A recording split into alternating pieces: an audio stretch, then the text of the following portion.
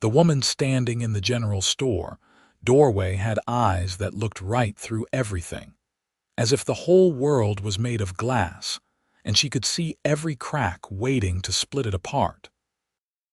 Winifred Fletcher had arrived in Montana City 3 weeks prior on a dusty stagecoach, carrying nothing but a carpetbag and secrets that weighed heavier than any trunk. The year was 1878, and the Montana Territory was still raw enough that people didn't ask too many questions about where you came from or what you were running from. She had taken a room above the seamstress shop and found work mending clothes for the miners and ranch hands who passed through town. Her fingers were skilled with a needle, her stitches small and precise, and Mrs. Holloway, who owned the shop, was glad enough for the help that she didn't pry into Winifred's past. But Winifred's past had a way of creeping into her present, no matter how many miles she put between herself and St. Louis. It lived in the way she flinched when someone moved too quickly near her. It showed in how she never sat with her back to a door.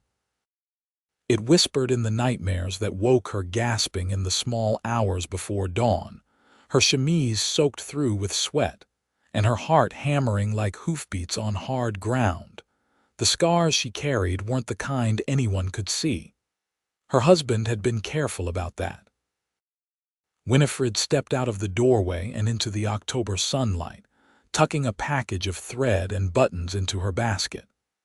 The main street of Montana City stretched out before her, a wide dirt thoroughfare lined with false-fronted buildings that tried to look more substantial than they were.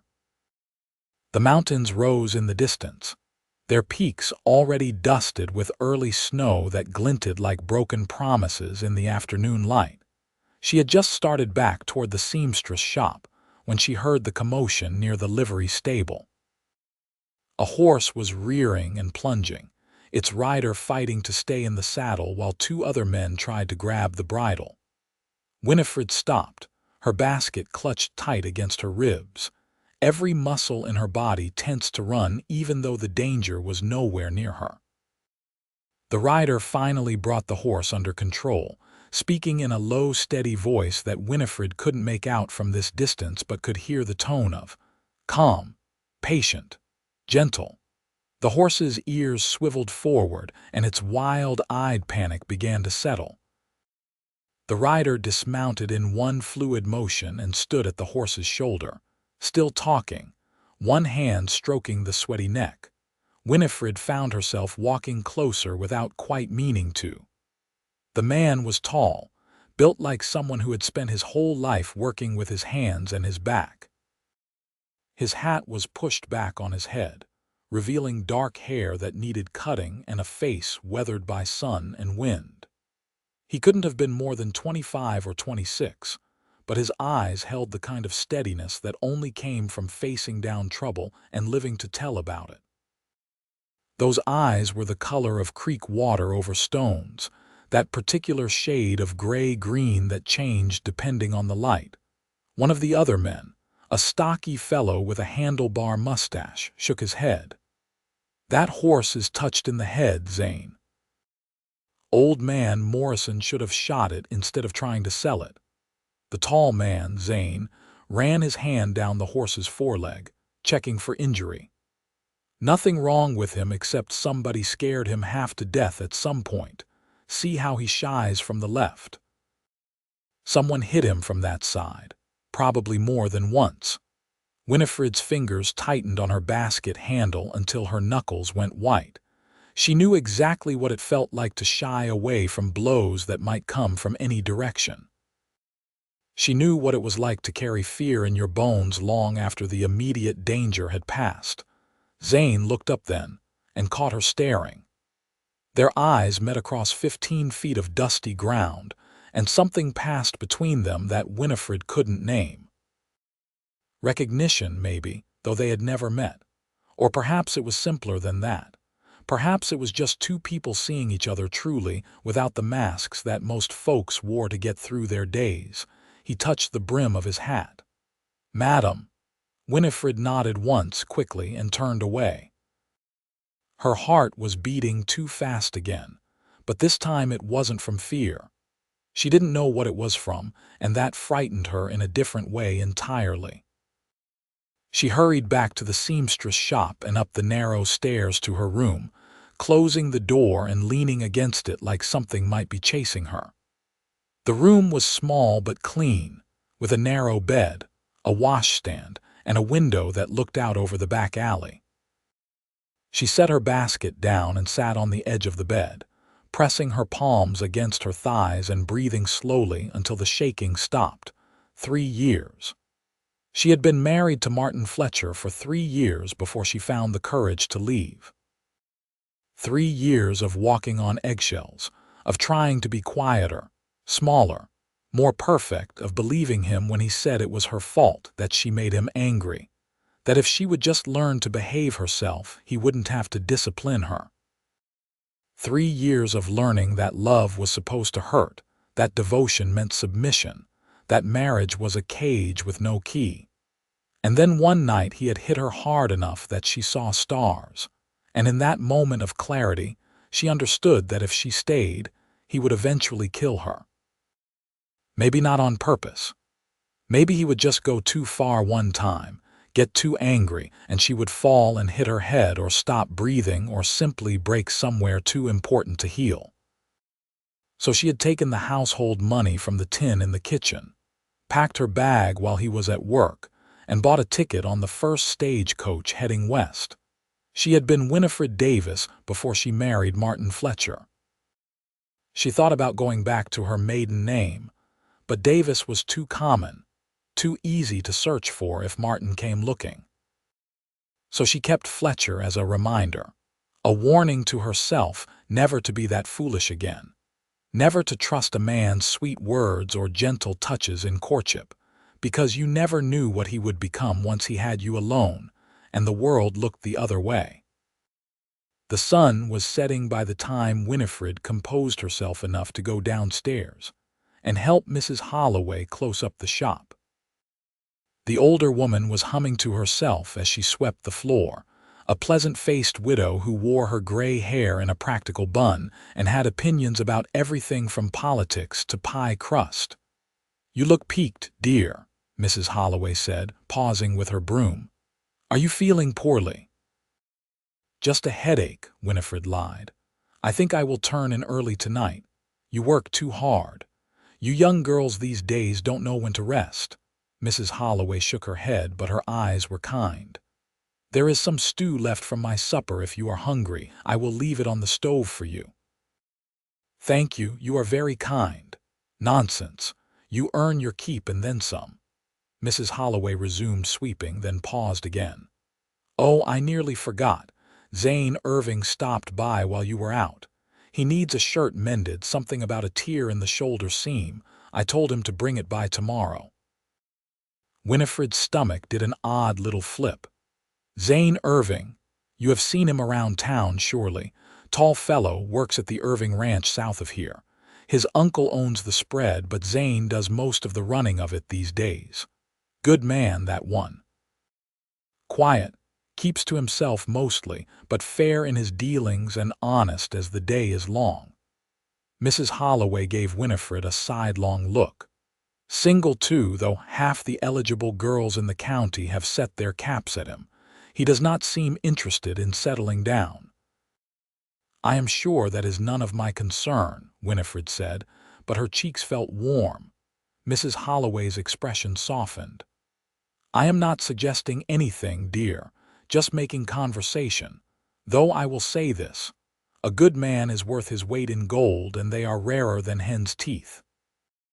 If you ever do decide you are ready to let someone court you, you could do worse than Zane Irving."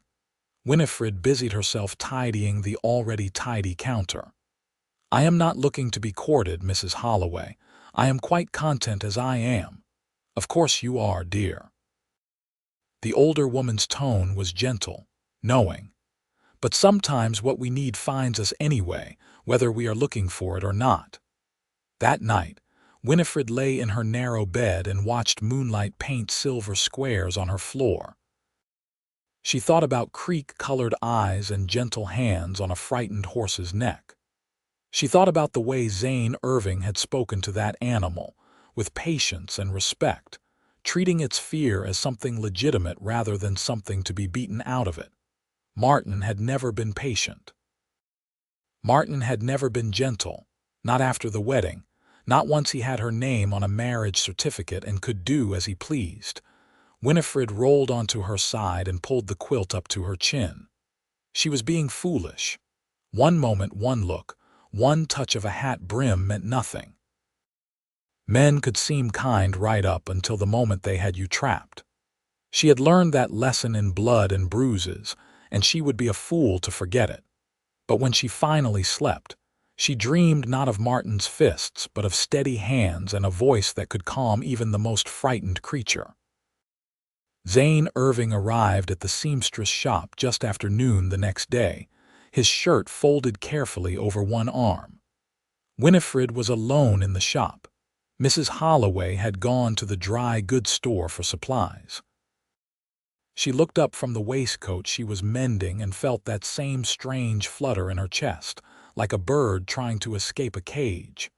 "Mr. Irving," she said, setting down her needle. "Mrs. Holloway said you needed a shirt mended." "Yes, madam. Caught it on a nail in the barn." He held out the shirt and Winifred took it, careful not to let their fingers brush. The shirt was clean, she noticed, and smelled like lye soap and fresh air. The tear was indeed in the shoulder seam, a straight split that would be easy enough to repair. "I can have this ready for you by tomorrow," she said. "No rush, whenever you have time." He stood there, his hat in his hands now, turning it slowly. "I don't believe we have been properly introduced. I am Zane Irving, Winifred Fletcher." She kept her eyes on the shirt, examining the stitching. "Pleased to make your acquaintance, Miss Fletcher, Mrs. Fletcher." The correction came automatically, even though she wore no ring, even though she had left that marriage behind her. Something shifted in his expression, a door closing quietly. "Mrs. Fletcher, then." "I apologize for the presumption." "It is quite all right. It is an easy mistake." Winifred folded the shirt and set it on the counter between them like a barrier. "Will there be anything else?" He studied her for a moment with those steady eyes, and Winifred had the unsettling feeling that he could see more than she wanted him to. "That horse from yesterday," he said. "The one that was acting up. I was wondering if you would like to come out to the ranch and see him sometime. I have been working with him, and he is doing better. I thought maybe you might like to see the progress." The invitation was so unexpected that Winifred just stared at him. "Why would you think I would be interested in a horse, the way you were watching?" Zane said simply. "You looked like you understood what he was going through.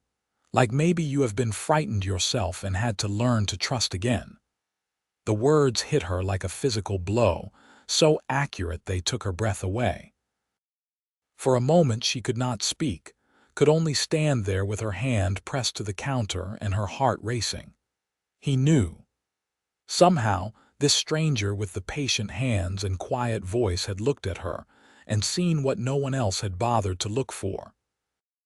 "I don't know what you mean," she managed finally, but the words came out shaky. "I apologize if I overstepped," Zane said, and he sounded genuinely sorry. "I have a habit of speaking too plainly. My uncle says it will get me in trouble one day. I just thought maybe you might enjoy seeing that creatures can heal, that is all, even ones that have been hurt badly." Winifred's throat was tight. "I should get back to work." "Of course." Zane settled his hat back on his head.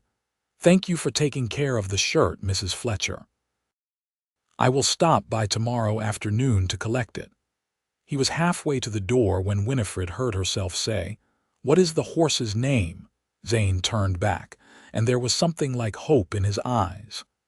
"I have been calling him Ghost on account of how skittish he is. But I think he deserves a better name once he settles into being himself again." "Ghost," Winifred repeated softly. "That is fitting. Would you like to come see him? Just for a visit, no obligation.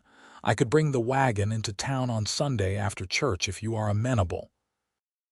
Every instinct Winifred had was screaming at her to say no, to keep her distance, to protect herself from the possibility of pain. But there was something about Zane Irving that made her want to take the risk. Or maybe it was not about him at all. Maybe it was about the fact that she was tired of living in fear, tired of letting Martin Fletcher continue to control her life even from 1,000 miles away. "Sunday," she heard herself say. "After church." The smile that crossed Zane's face was like sunrise breaking over the mountains, slow and warm and full of light. "Sunday it is. I will meet you here at 1 o'clock if that suits. That suits." He touched his hat brim again and left, and Winifred stood alone in the shop with a torn shirt in her hands and a feeling in her chest that she had almost forgotten existed. It took her a long moment to recognize it as something dangerously close to happiness. Sunday dawned clear and cold, the kind of autumn day that promised winter was not far behind. Winifred dressed carefully in her best calico dress, the blue one that Mrs. Holloway said brought out the color of her eyes, then immediately felt foolish for caring about such things. This was not a courtship. This was just a visit to see a horse.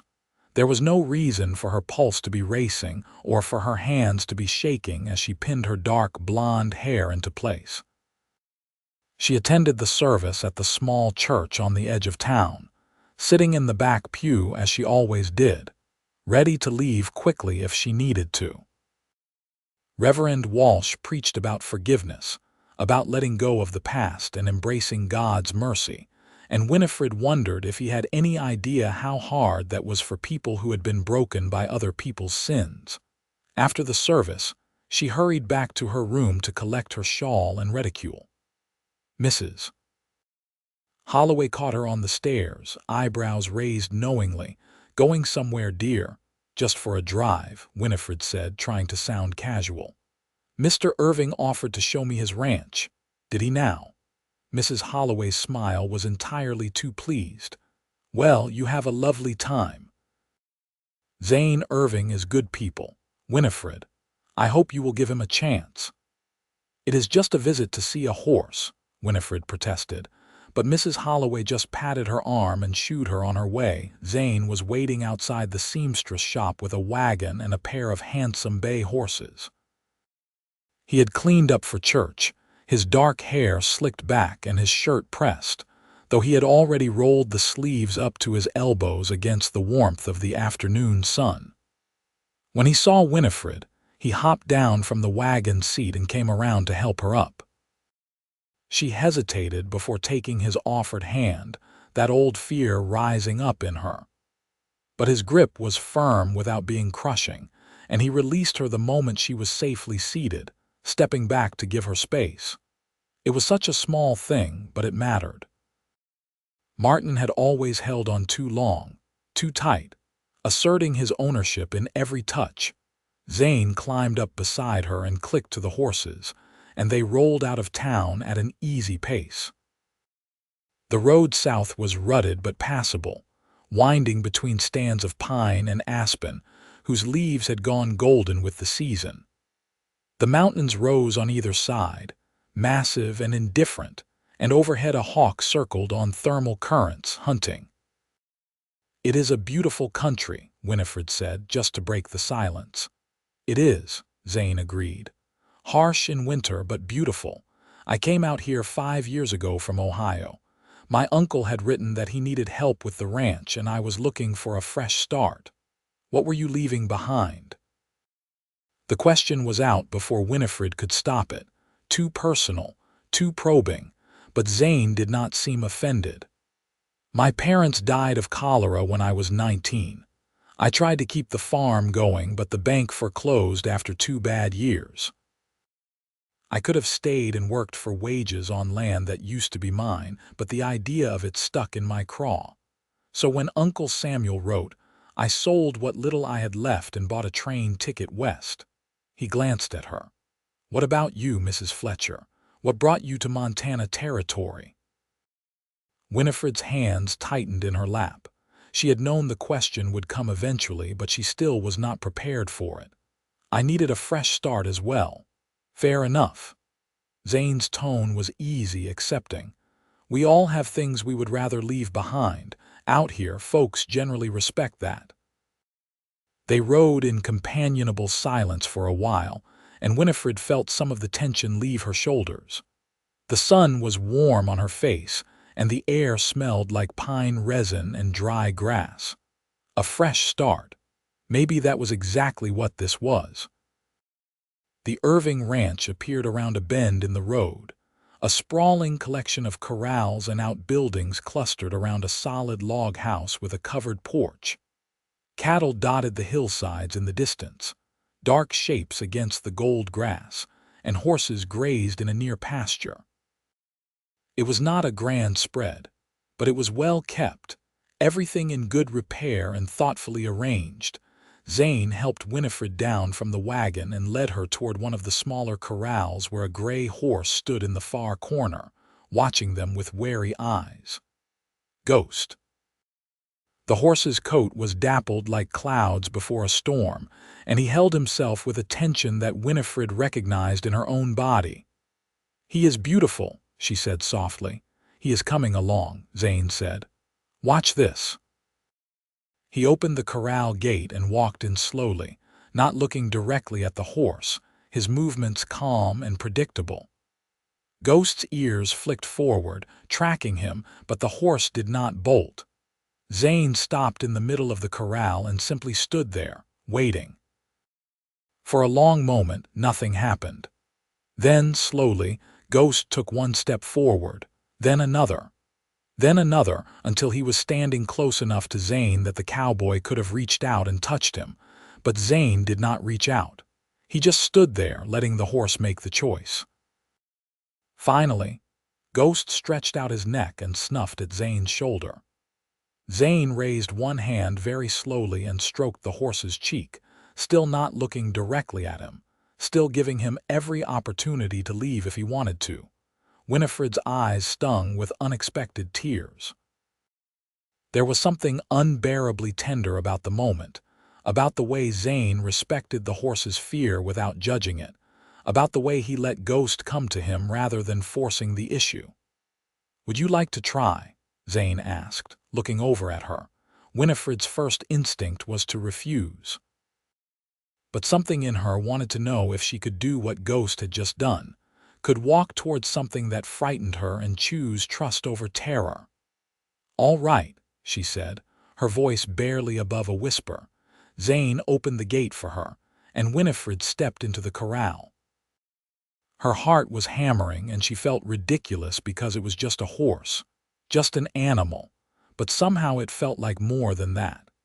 It felt like a test of whether she could still be brave, still be whole, after everything that had been done to her. "Do not look right at him," Zane said quietly from beside her. "Just walk to the center and stand still. Let him decide." Winifred did as he said, focusing on a spot on the far fence and walking slowly to the middle of the corral. She could feel Ghost watching her, could sense his wariness like a mirror of her own. She stopped and stood still, her hands loose at her sides, and waited. The silence stretched out, broken only by the whisper of wind through the pines and the distant lowing of cattle. Winifred's legs were shaking, and she wondered if the horse could sense her fear the way she could sense his. Then she felt warm breath on her shoulder and nearly jumped out of her skin. But she forced herself to stay still, to breathe slowly, to let Ghost investigate her on his own terms. The horse snuffed at her hair, her shoulder, her hand. His nose was velvet soft, his whiskers tickling her palm. Very slowly, Winifred raised her other hand and touched Ghost's neck.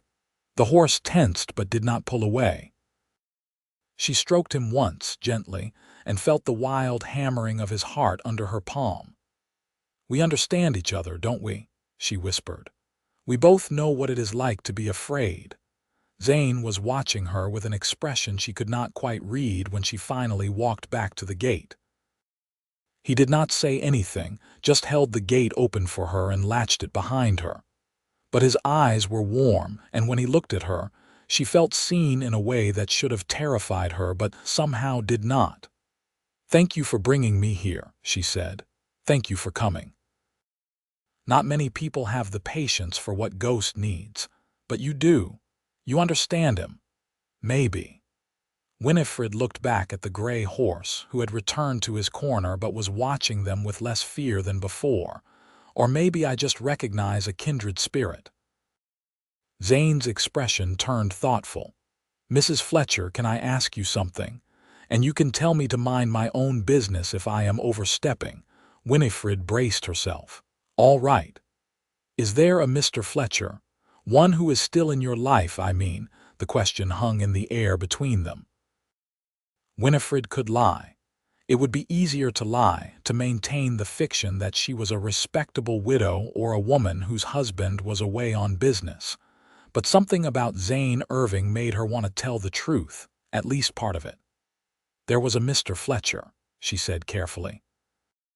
"But he is not in my life anymore. I left him." Zane nodded slowly. "Because he hurt you." It was not a question, and Winifred did not answer it. She did not need to. The truth was written in every tense line of her body, in the way she held herself like something that might shatter at any moment.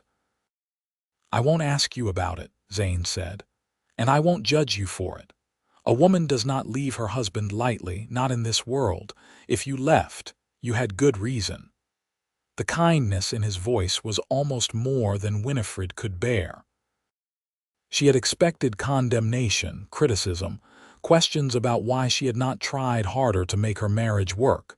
She had not expected acceptance, understanding, belief. "Thank you," she managed. "I should probably take you back to town," Zane said. "But I would like to do this again, if you would be amenable. I think Ghost enjoys your company, and so do I." Winifred looked at him, at this man who had somehow seen past all her careful defenses to the broken, frightened woman underneath, and had not turned away. It would be smart to refuse, to keep her distance, to protect herself from the risk of caring about someone who could hurt her. But smart and wise were not always the same thing, and Winifred was tired of being afraid. "I would like that," she said. The smile he gave her was worth every ounce of fear she had swallowed to say those words. Over the following weeks, Sunday drives to the Irving ranch became a regular occurrence. Zane would pick up Winifred after church, and they would spend the afternoon with Ghost, working patiently to earn the horse's trust.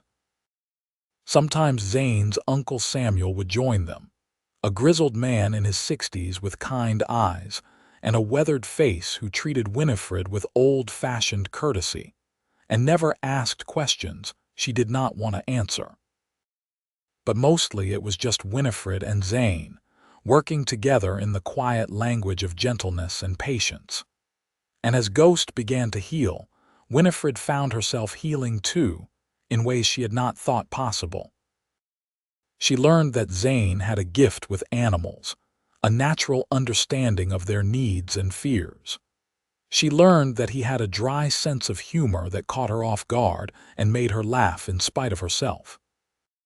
She learned that he was intelligent and well-read, that he had opinions about everything from politics to poetry, and that he listened to her opinions with genuine interest rather than condescension. She learned that not all men were like Martin Fletcher. It was a revelation that shook her to her core.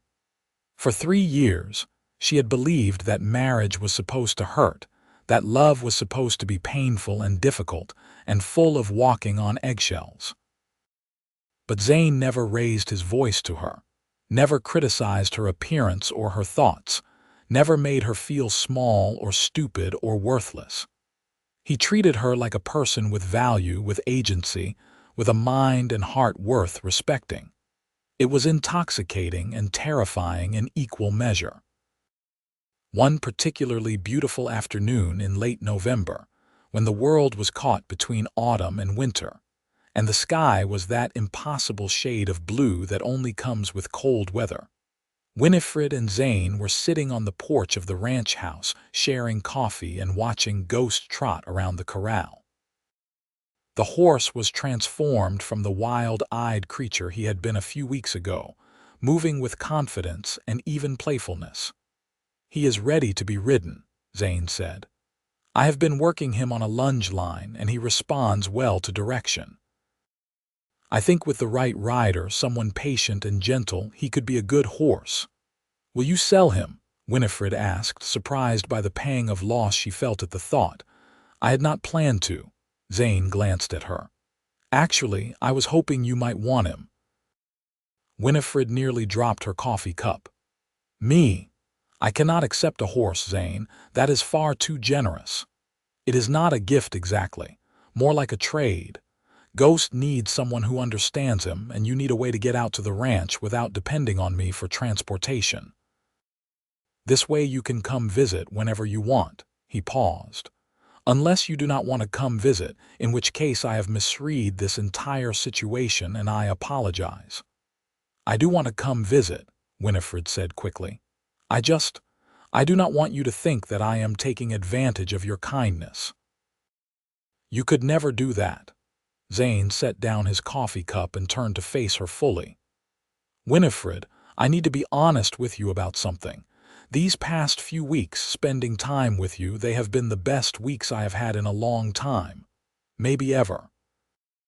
I know you are not looking for anything complicated, and I know you have reasons to be wary of men, and I respect that. But I need you to know that I have feelings for you. Strong feelings. And if there is any chance that you might come to feel the same way about me, I would like the opportunity to court you properly." Winifred's heart was racing so fast she could barely breathe. Every instinct was telling her to run, to protect herself, to refuse before she got hurt.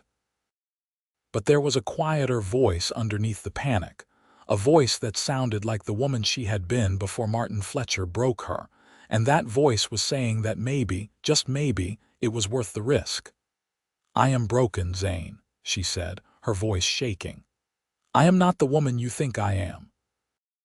I am damaged and difficult, and I wake up screaming from nightmares, and I flinch when people move too quickly near me. I am not someone you should want." "You are not broken," Zane said firmly. "You are healing. There is a difference, and I am not asking you to be perfect, Winifred. I am just asking you to give me a chance to show you that not all men are cruel, that love does not have to hurt, that you deserve to be treated with kindness and respect." Tears were streaming down Winifred's face now, hot and fast, and she could not stop them. "I am afraid," she whispered. "I am so afraid of being hurt again. I know." Zane reached out slowly, telegraphing his movement, and took her hand in his. His grip was warm and steady, his thumb brushing gently across her knuckles. "And I cannot promise I will never disappoint you or make mistakes, because I am only human. But I can promise I will never raise my hand to you in anger. I will never belittle you or try to control you. I will never make you feel small or worthless or afraid. You have my word on that, Winifred. My word as a man and my honor as someone who cares about you." Winifred looked down at their joined hands, at the way her small fingers fit between his larger ones. She thought about Ghost, about how Zane had been patient with the frightened horse, had let him heal at his own pace, had never forced or rushed or demanded. She thought about how Zane had been just as patient with her, how he had never pushed for more than she was ready to give, how he had seen her fear and met it with gentleness instead of frustration. She thought about the fact that she was tired of letting Martin Fletcher's ghost control her life. "All right," she said softly. "You can court me, but you have to be patient with me, Zane. I am not ready for anything beyond friendship right now. Maybe not for a long time." "I can wait," Zane said, and the smile on his face was like the sun coming out from behind clouds. "I can wait as long as you need, Winifred. You are worth waiting for." As winter closed in over Montana territory, Winifred found herself falling into a routine that felt almost like happiness. She worked at the seamstress shop during the week, her skilled fingers creating beauty from cloth and thread. On Sundays, she would ride Ghost out to the Irving ranch, the horse responding to her light touch with a willingness that proved Zane had been right about them being well matched. And slowly, carefully, she and Zane grew closer. It was a courtship unlike any Winifred had experienced. Martin's courtship had been a whirlwind of flowers and grand gestures and pretty words that evaporated like morning dew once they were married. Zane's courtship was steady and honest, built on small moments and quiet conversations. He never tried to rush her or pressure her. He never demanded more than she was ready to give. When she flinched away from a sudden movement or woke from a nightmare during an afternoon nap on the porch, he did not take offense or ask invasive questions. He simply gave her space to breathe and let her come back to him when she was ready. He was teaching her what it meant to be cherished rather than possessed. One snowy afternoon in December, Winifred and Zane were in the barn grooming Ghost and talking about nothing in particular when Winifred found herself telling him about her marriage. Not all of it, not the worst of it, but enough that he would understand where her scars came from. "He was charming when we were courting," she said, running a brush down Ghost's flank in long, soothing strokes. "Everyone thought I was so lucky to catch the attention of Martin Fletcher. He was successful, well-respected, from a good family. My parents were thrilled when he proposed. But he was different after the wedding," Zane said quietly, working on Ghost's other side, like night and day. It was as if he had been playing a role and could finally drop the pretense once he had me trapped. Winifred's hand stilled on the brush. "The first time he hit me, he cried afterward and begged my forgiveness. He said he had just been so stressed with work, that I had provoked him without meaning to, that he would never do it again. And I believed him because I wanted to believe him. Because I had taken vows before God and my family, and I thought that meant I had to make it work no matter what." "It was not your fault," Zane said, and there was steel in his voice. "Nothing you could have done or said would justify what he did to you. I know that now, but it took a long time to understand it."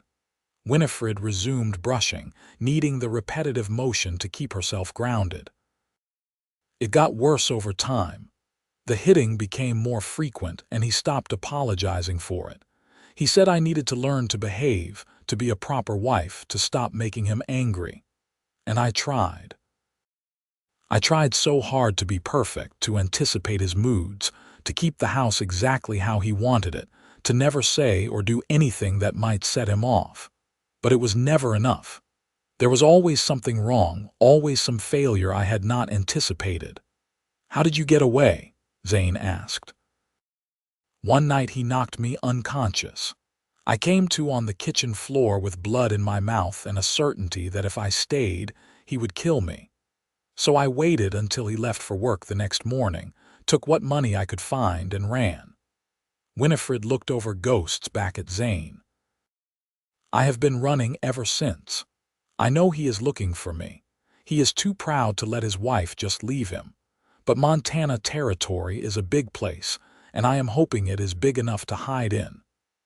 Zane's jaw was tight, and his eyes held a dangerous glint that Winifred had never seen before. "If he comes here, if he tries to hurt you again, he will have to go through me first. I do not want you to fight my battles for me," Winifred said. "I am not offering to fight your battles. I am offering to stand beside you while you fight them yourself. There is a difference." Zane came around Ghost to stand in front of her, his expression fierce and tender all at once. "You are the strongest person I have ever met, Winifred Fletcher. You survived things that would have broken most people, and you still have kindness in your heart, still have the courage to try again. I am not trying to rescue you.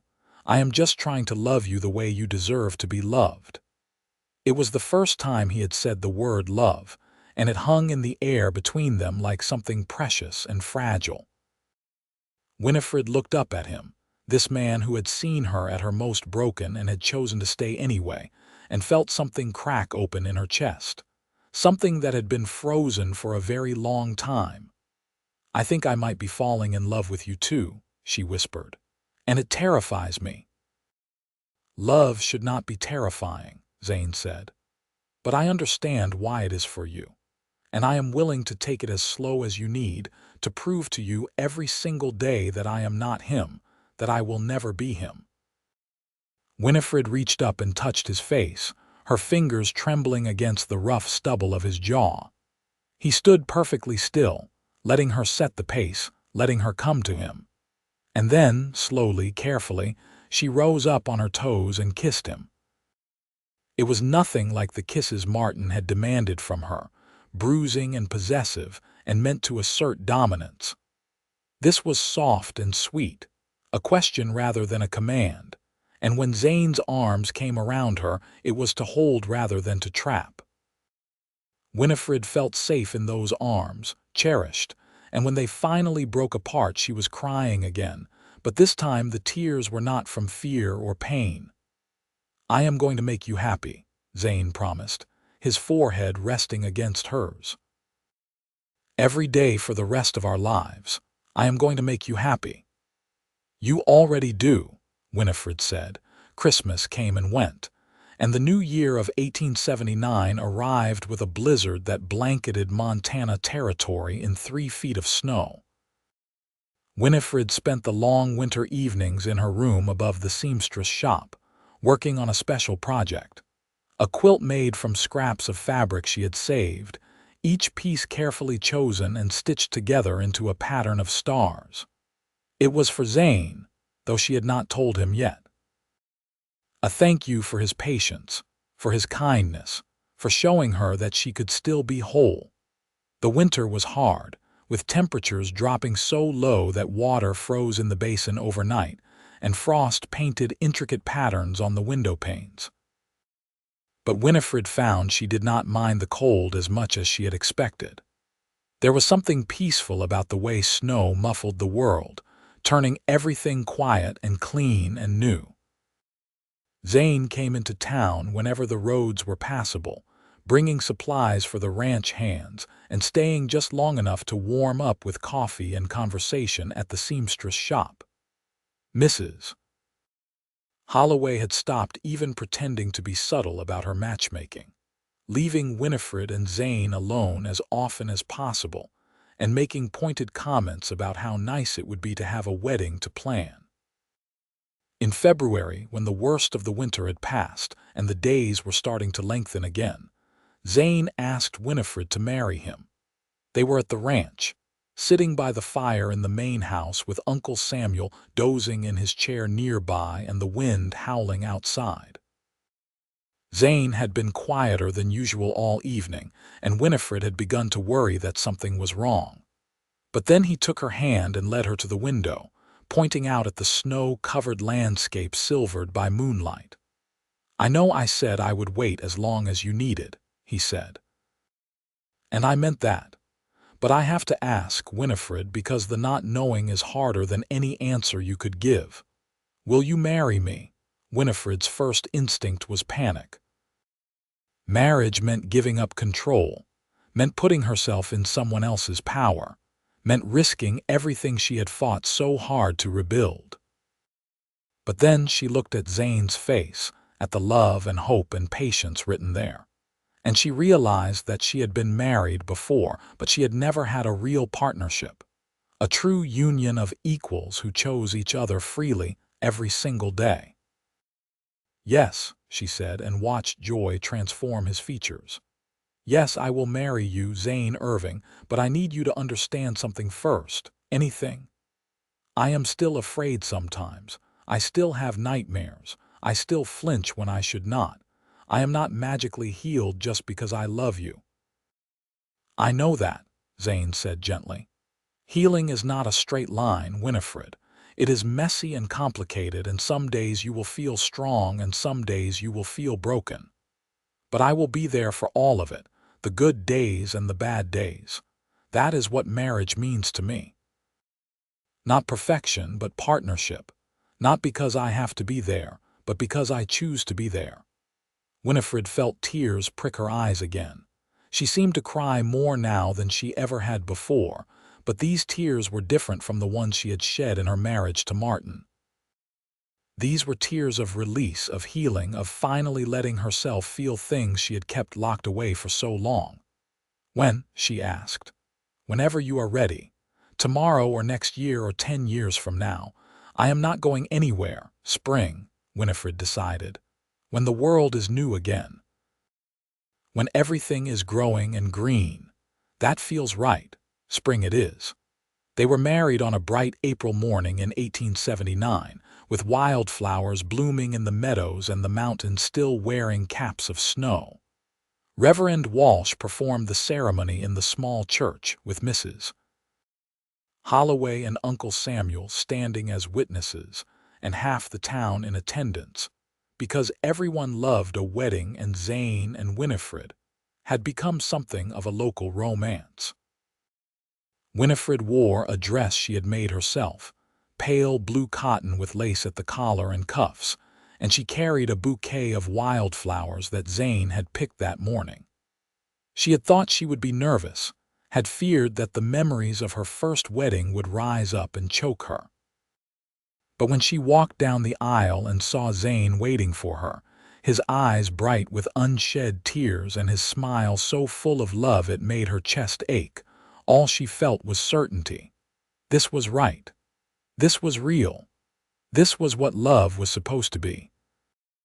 The vows were simple, traditional, but when Zane promised to love and cherish her, Winifred heard the deeper promise underneath.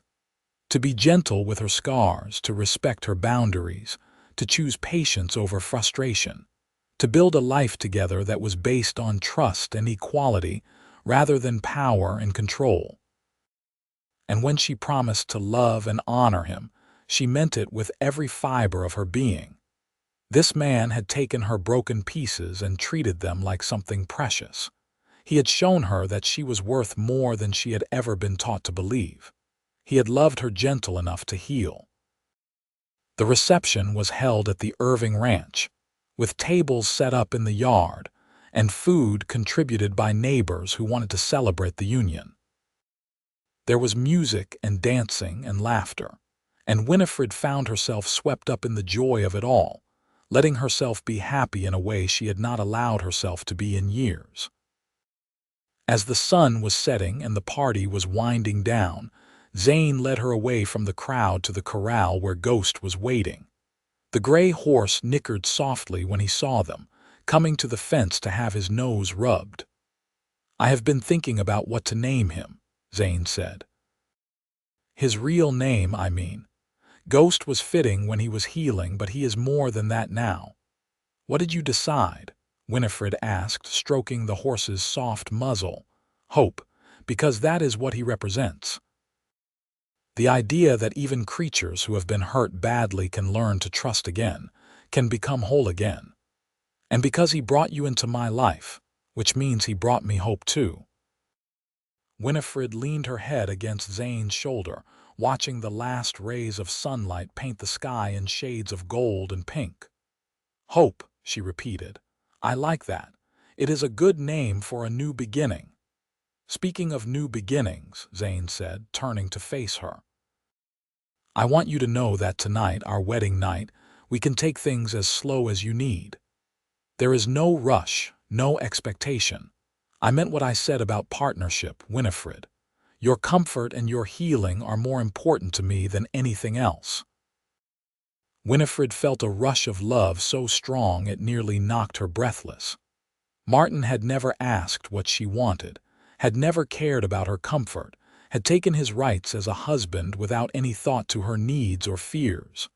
But Zane was different. Zane was giving her control, letting her set the pace, treating her like a person rather than a possession. "I am ready," she said softly. "I am nervous, but I am ready. Because I trust you, Zane. I trust you in ways I never thought I would be able to trust anyone again. "Then let me show you," Zane said, taking her hand, "what it means to be loved." The months that followed were a revelation. Winifred moved into the ranch house, into the room that Zane had carefully prepared for them with a new bed and curtains she had helped choose, and a view of the mountains that took her breath away every morning. Uncle Samuel gave them their space, moving into one of the smaller cabins on the property and making jokes about newlyweds needing privacy. Life on the ranch was hard work, but it was satisfying in ways Winifred had never experienced. She learned to cook for the ranch hands, to tend the kitchen garden, to help with the horses when Zane needed an extra pair of hands. She discovered that she had a talent for training young horses, that her gentleness and patience made her a natural at working with animals that needed special care. And slowly, carefully, her nightmares began to fade. There were still bad nights when she woke gasping and disoriented, when the past felt more real than the present. But Zane was always there, holding her if she wanted to be held, giving her space if she needed it, never making her feel weak or broken for struggling. "You are doing so well," he would tell her on those difficult mornings. "You are so much stronger than you know." By summer, Winifred realized she was truly happy for the first time in her adult life. She had a home, a partner who respected her, work that mattered, and a future that looked bright instead of terrifying. The scars Martin had left were still there, would probably always be there in some form, but they no longer defined her. She was more than what had been done to her. She was Winifred Irving now, and that name meant something different from Winifred Fletcher or Winifred Davis. It meant she had chosen her own path, had survived the unsurvivable, had found love on the other side of pain. One evening in late July, as they sat on the porch watching the sun set over the mountains, Winifred told Zane something she had been holding close for a few weeks. "I am pregnant," she said, her hand resting on her still flat stomach. Zane's eyes went wide, and then a smile spread across his face that rivaled the sunset for brightness. "Truly, truly. I am about 2 months along, I think. The baby should come in February." Zane pulled her into his arms, holding her close but carefully, as if she were made of something precious and fragile. "A baby," he breathed. "Our baby. Winifred, you have made me the happiest man alive." "I am happy too," Winifred said, and realized it was completely true. There was nervousness mixed in with the happiness, fears about whether she would be a good mother, whether the trauma she had experienced would somehow affect her child. But mostly there was joy, pure and simple. She was going to have a baby with a man she loved, a man who would be a good father, a man who would teach their child what healthy love looked like. The pregnancy was relatively easy, though the winter was hard, and there were times when Winifred felt enormous and uncomfortable, and ready to be done with the whole business. Zane was attentive without being smothering, making sure she had everything she needed but trusting her to know her own body and limitations. On a snowy morning in early February of 1880, Winifred went into labor. Mrs. Holloway came out from town to help, along with the doctor and Uncle Samuel's housekeeper, who had assisted with half the births in the county. Zane paced outside in the cold, wearing a path in the snow, until Mrs. Holloway finally took pity on him and let him come inside to hold Winifred's hand. The labor was long and difficult, and there were moments when Winifred thought she could not do it, could not possibly bring this child into the world. But Zane was there, his hand steady in hers, his voice calm and encouraging, reminding her that she was the strongest person he knew, that she had survived things worse than this, that she could do anything she set her mind to.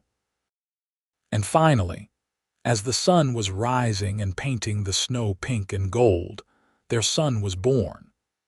He came into the world with a lusty cry and a shock of dark hair, and when the doctor placed him in Winifred's arms, she felt something inside her shift and settle. This was what she had been fighting for all along. This chance at a new life, a clean start, a future built on love instead of fear. "What should we name him?" Zane asked, his voice rough with emotion as he looked down at his wife and child. Winifred thought about it, looking at the tiny, perfect face of her son. She thought about all the names that meant something to her, all the people who had helped her get to this moment. But in the end, there was only one name that felt right. "Samuel Zachary Irving," she said.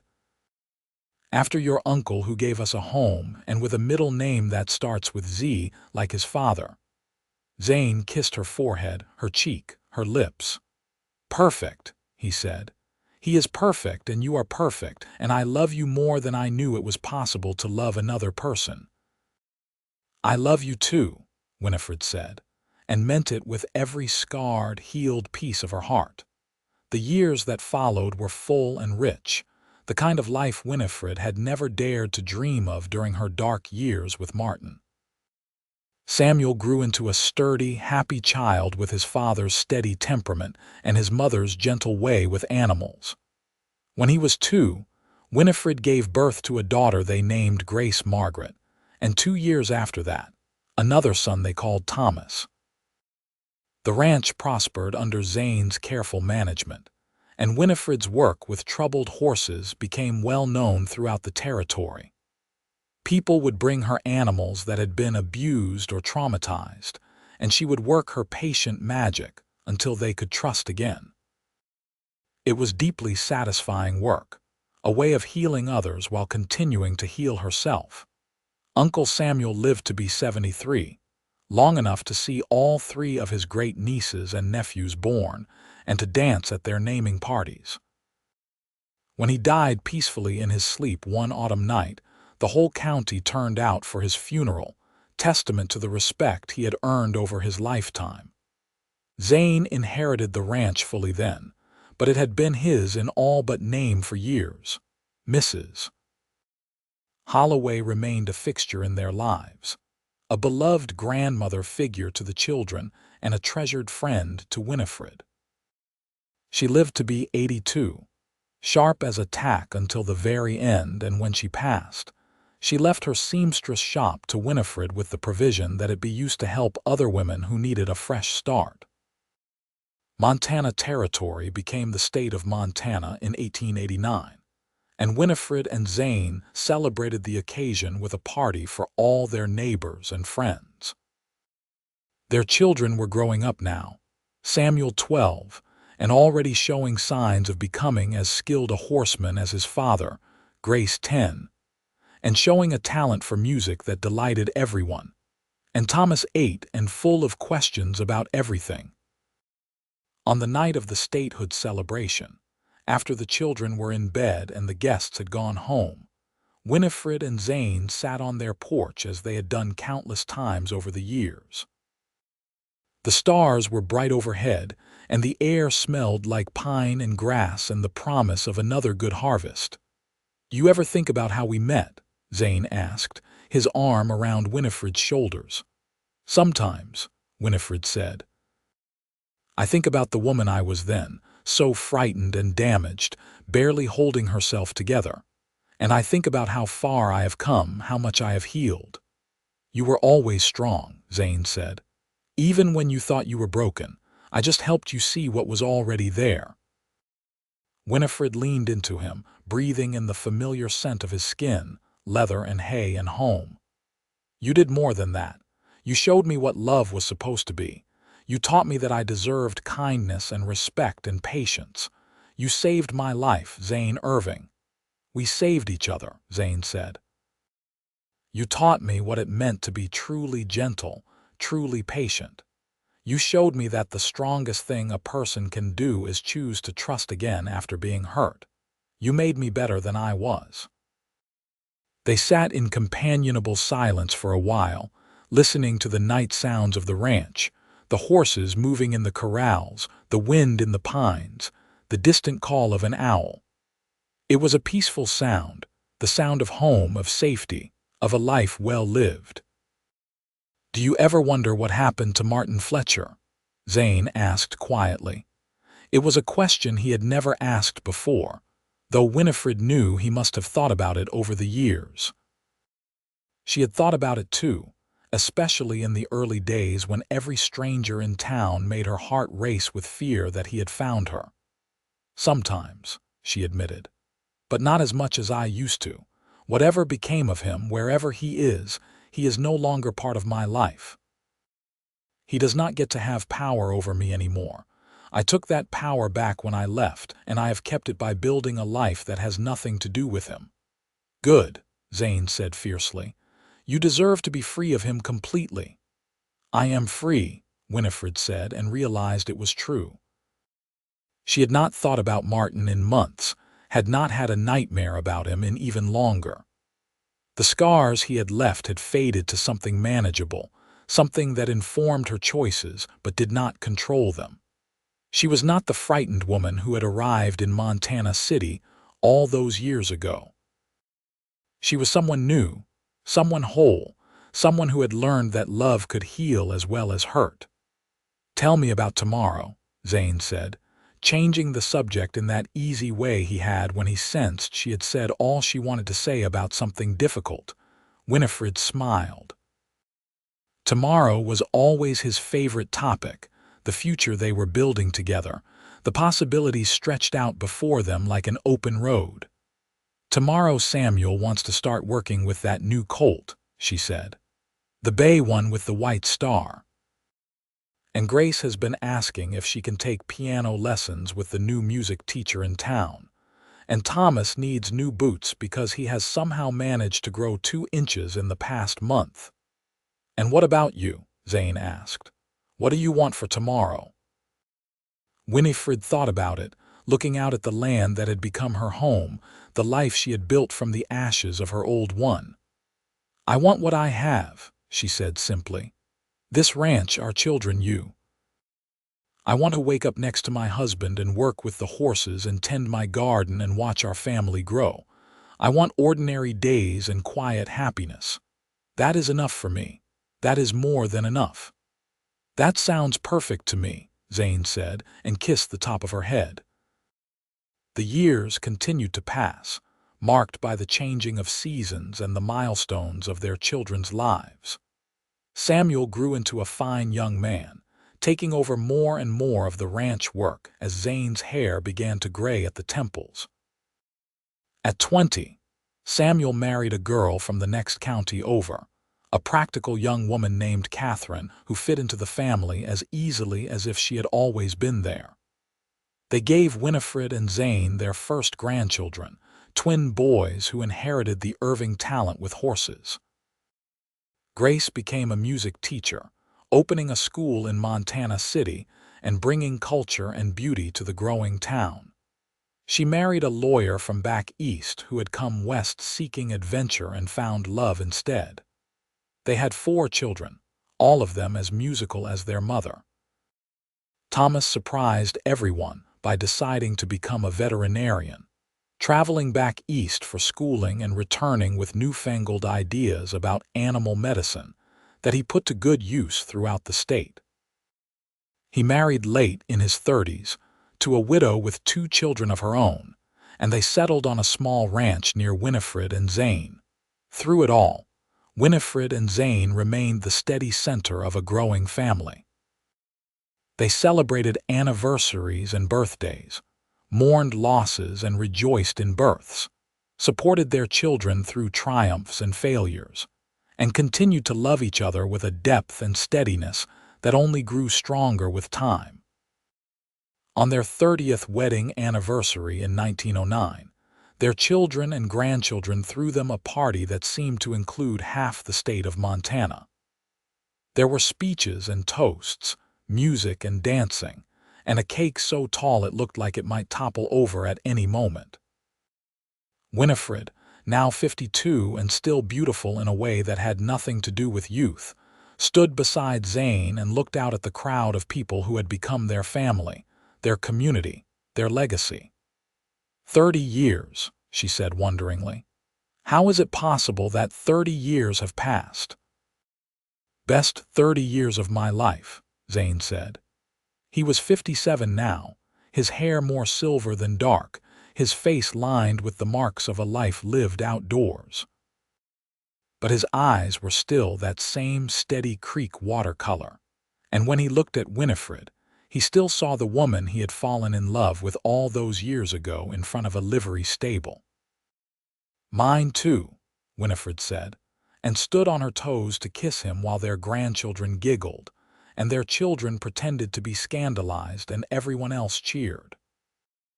Later that night, after everyone had gone home and the ranch was quiet again, Winifred and Zane took a walk out to the corral where Ghost, now renamed Hope, had lived out his days before passing peacefully in his sleep the year before. In his place was a young gray mare, Hope's granddaughter, who had inherited his gentle spirit and was being trained by Samuel's twin boys. "Do you remember the day you brought me here to see Ghost?" Winifred asked, leaning against the fence and watching the mare graze in the moonlight. "Every detail," Zane said. "You were so scared, but you were brave enough to try anyway. That was the moment I knew I was going to fall in love with you, watching you face your fear and choose trust." "I was terrified," Winifred admitted. "Of the horse, of you, of the possibility that I might actually have a chance at happiness again. It seemed safer to stay broken, to keep everyone at arm's length. But you would not let me hide." "I could not let you hide," Zane said. "You were too special, too worth fighting for. I knew that if I could just be patient enough, gentle enough, you would see that you deserved to be loved." Winifred turned to face him, taking both his hands in hers. "You healed me," she said. "Not all at once, not like magic, but slowly and steadily, day by day, year by year. You loved me gentle enough to heal, Zane Irving, and I will be grateful for that for the rest of my life." "We healed each other," Zane said, as he always did when she gave him too much credit. "Love is not about one person saving another. It is about two people choosing each other, supporting each other, growing together. That is what we did. That is what we continue to do every single day." They stood there in the moonlight, two people who had been broken in different ways and had found wholeness in each other, and they were content. The scars Winifred carried were still there, would always be there, but they no longer hurt. They were simply part of her story, part of what had made her who she was. A woman who had survived, who had fought for her own happiness, who had learned that love did not have to hurt. The next decade brought new challenges and new joys.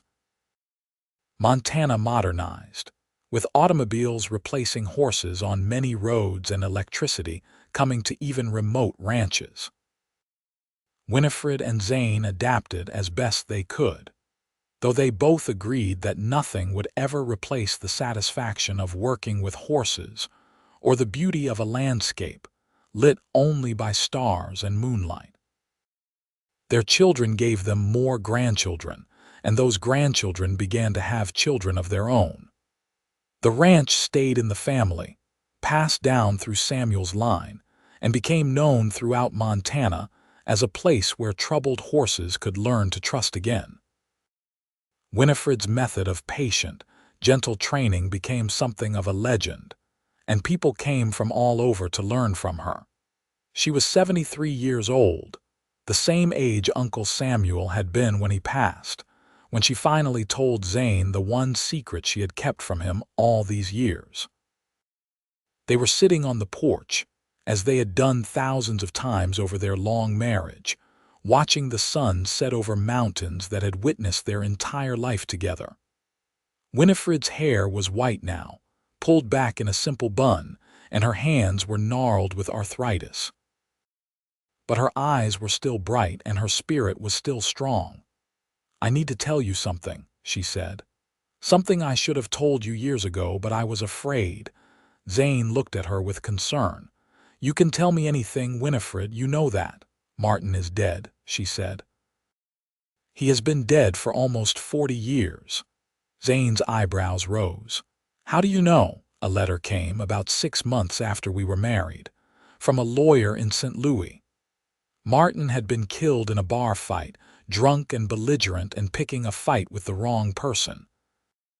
The lawyer was trying to settle his estate and needed to know if I wanted to make any claim as his widow. Winifred looked down at her hands. I wrote back and told him I wanted nothing from Martin Fletcher, not his money or his possessions or even his name. And then I burned the letter and tried to forget it had ever come. "Why did you not tell me?" Zane asked gently. "Because I did not want Martin Fletcher to intrude on our marriage any more than he already had. Because I wanted to prove to myself that I was free of him, not because he was dead, but because I chose to be free, because—" She paused, searching for the right words. "Because I needed to know that I had healed for my own sake, not just because the source of my pain was gone." Zane was quiet for a long moment, processing this information. Then he smiled, that gentle smile that had first made Winifred believe she might be safe with him. "That makes sense," he said. "And I understand why you kept it to yourself, but I am glad you told me now. It feels right to have no more secrets between us." "No more secrets," Winifred agreed. "After 50 years of marriage, I think we have earned complete honesty." 51 years next month, Zane corrected, "and I plan to celebrate every one of them." They did celebrate 51 years, and 52, and 53.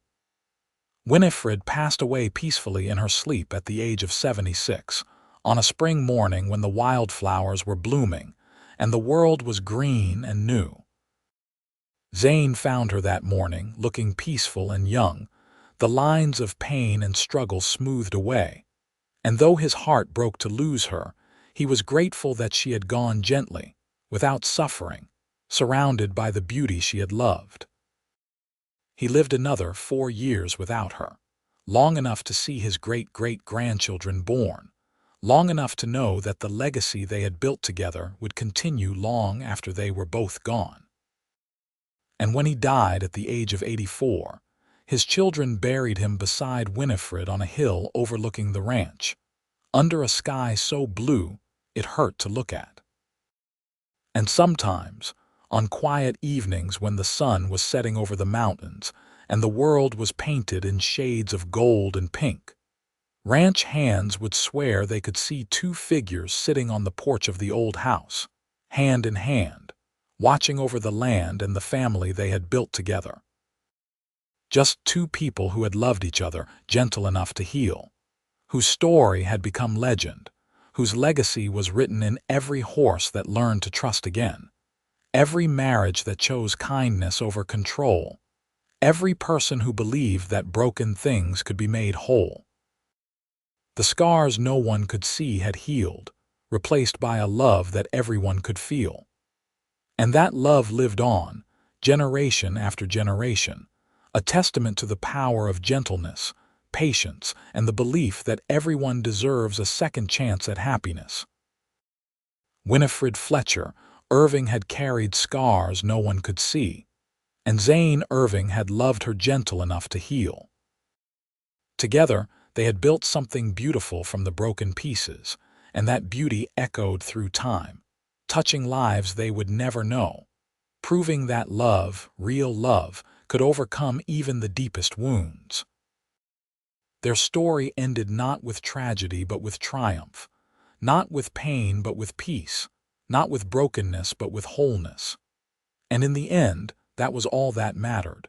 They had found each other, they had chosen each other, and they had loved each other well.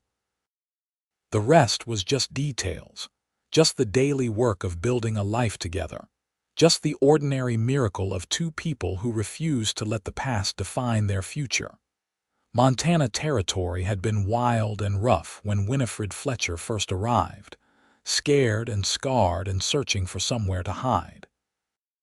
But it had become home, had become the place where she learned to be whole again, where she raised her family and built her legacy and lived out her days surrounded by love. The wilderness had not broken her. It had remade her, had given her the space and the time and the opportunity to become someone new. And Zane Irving, the cowboy who had seen past her scars to the woman underneath, had been the catalyst for that transformation. Not because he had saved her or rescued her or fixed her, but because he had simply loved her, steadily and patiently and gently, until she remembered how to love herself. That was the real story, the one that got told and retold through the generations of Irvings who followed. Not a story about a woman who was broken and a man who fixed her, but a story about two people who chose each other, who built a partnership based on mutual respect and trust, who proved that healing was possible even when it seemed impossible, and that love, real love, looked like patience and gentleness, and the willingness to meet someone where they were rather than demanding they be someone they were not. It was a love story for the ages, written in the wild country of Montana, played out over decades of ordinary days and extraordinary moments, and it ended exactly as it should have, with two people who had loved each other well, who had built a family and a legacy, and who had proven that even the deepest scars could heal when tended with enough care. The woman had carried scars no one could see. The cowboy had loved her gentle enough to heal. And together, they had written a story that would never be forgotten, a testament to the transformative power of love that was both fierce and tender, patient and passionate, gentle and strong. Their love had healed not just themselves but everyone they touched, rippling out through generations, proving that the best things in life were worth fighting for, worth being patient for, worth believing in even when belief seemed foolish.